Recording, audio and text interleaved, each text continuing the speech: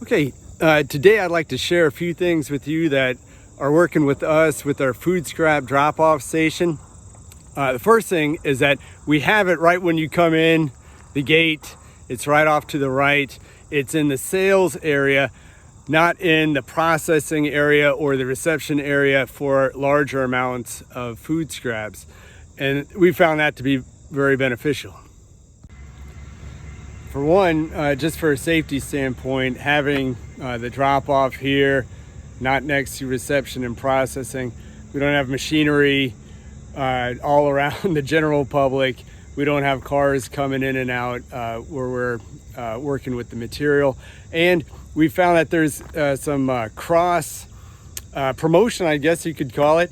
People who are here to drop off their scraps, they see the bags of compost, they see the bulk compost, it looks good.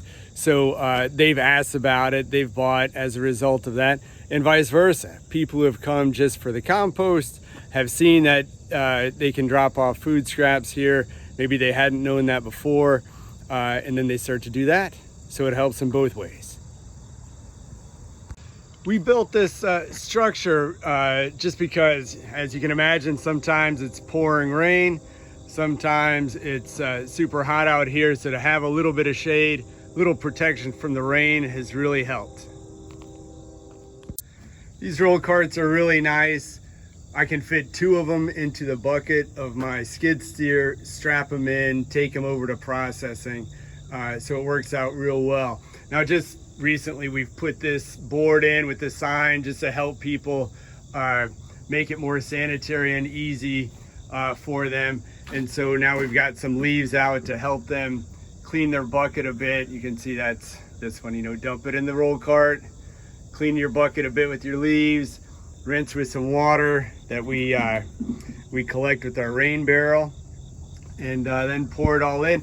And we did have to put this, close the lid, because some people didn't want to close the lid.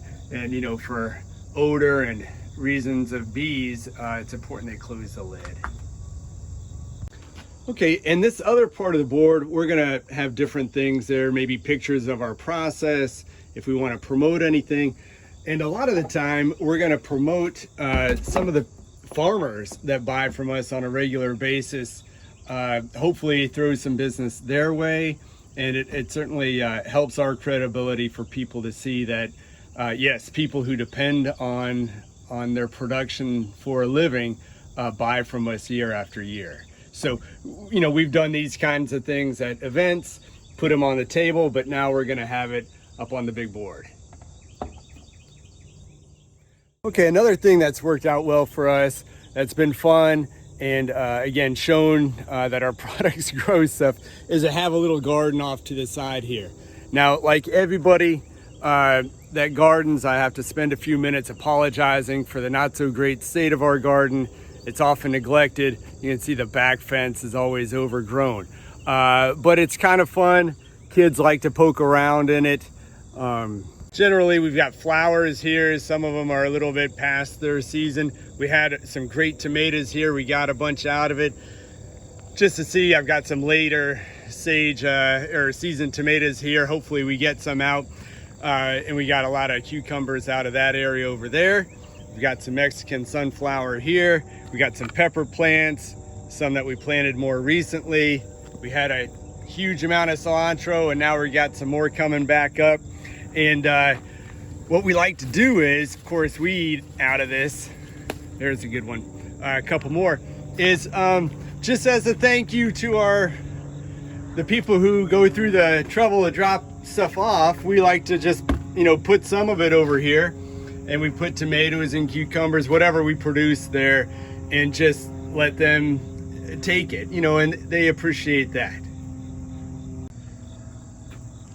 Okay, now you may have noticed we've got some trees in here. Maple tree, another maple tree that we'll be transplanting out of there because we don't need them both in there. There's a red bud here, another red bud that we'll probably transplant out.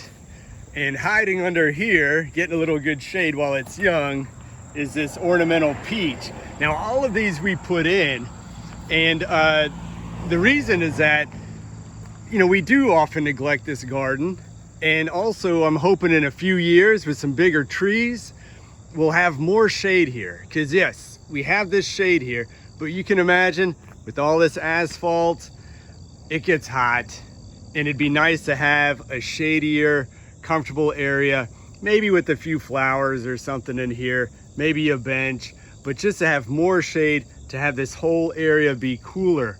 We might even create something right on the asphalt here, something raised with another tree there. Okay, so I encourage you to think of a drop-off station as a always on engagement with the public, right? So you can communicate things, let me get my hand here, communicate things to them that you want them to see. You get some good low contamination material because it's out of their way, so I haven't had people come and dump a bunch of garbage in there. You can sell stuff, right? I've had this pay box up 4 years or something, and I thought it would last a few days. No one's ever come and ripped it off of there. If you grow a lot more than I do and better, you might want to sell it here. You know, we give it away because it's just a little bit, so a thank you to the people who come here. But it's an opportunity.